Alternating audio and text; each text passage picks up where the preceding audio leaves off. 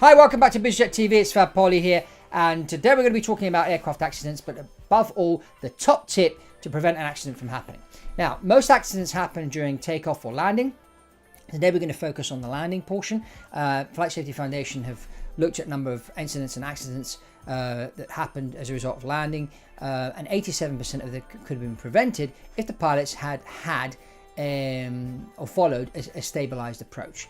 Now, what is a stabilized approach? Now, a stabilized approach means the aircraft needs to be stable by 1,000 feet above the aerodrome if in instrument meteorological conditions, and the airplane needs to be stable if in VMC, which is visual meteorological conditions, 500 feet. Now, what does stabilization mean? Well, first of all, the aircraft needs to be on the correct path.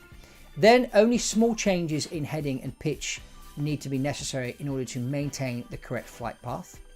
And if you've got a lot of bad weather or gusty winds and stuff like that, that may not be possible. The aircraft then needs to be in landing configuration, which means the landing gear down and the flaps already set for landing, whether it's full flaps or partial flaps, whatever the setting may be for that particular landing. The airspeed must not be more than VREF plus 20 knots, or VREF, not below VREF, which is the reference speed for landing.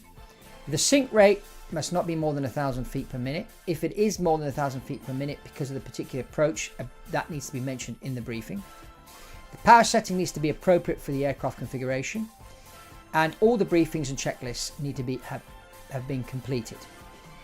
All this needs to be done by 1,000 feet if in instrument meteorological conditions, or by 500 feet if the weather's good and it's VMC, visual meteorological conditions, prevail. Now, what happens if suddenly you get to 1,000 feet or 500 feet and the aircraft is not stable?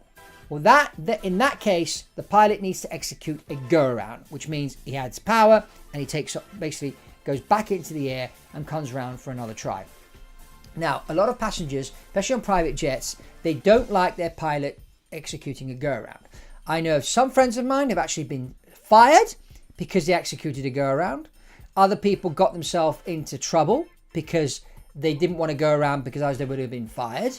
So my suggestion is, if the weather is a bit iffy, or in any case during the passenger briefing, to let the passengers know that if for some reason as they're coming down to land, they go back up in the air again, this go-around has been executed for safety reasons. Now, it could be that suddenly the air traffic controller tells you to go around because maybe somebody was crossing the runway, or they suddenly discover there's a hole in the runway or something, and he just tells the pilot to go. Or he just tells the pilot to go around.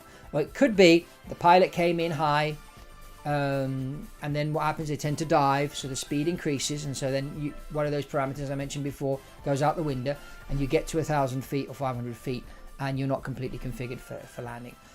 In that case, you execute a go-around. And there's nothing bad if the pilot comes in high for once or fast or whatever in executing a go-around. People do make mistakes, and it's not about not making mistakes. It's about managing the mistakes in a manner that keeps things safe.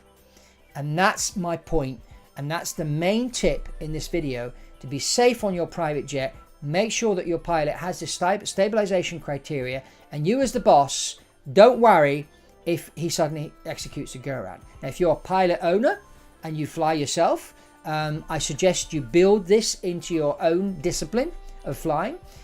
If for some reason, and leave your ego out the window. I always say, ego needs to stay on the ground. When you get in the airplane, you leave the ego on the ground, and you go into the airplane and you're humble. It's very, very important to do this. And if suddenly you've made a mistake, you were tired, you're distracted or whatever, and you're coming in, high, don't try and dive down. You'll just increase the speed. You put yourself into a situation where you can't maybe put full flap, and then you get to 1,000 feet and don't think you can handle it. This is criteria that's been put in place by top airlines like Lufthansa, British Airways, Virgin, and that they have put this. I mean, a number of airlines I've worked for, we've had these stabilization criteria. This is important. I know a lot of private jet operators don't do this. A lot of private corporate jets don't do this. But my recommendation is to have this built in to your system.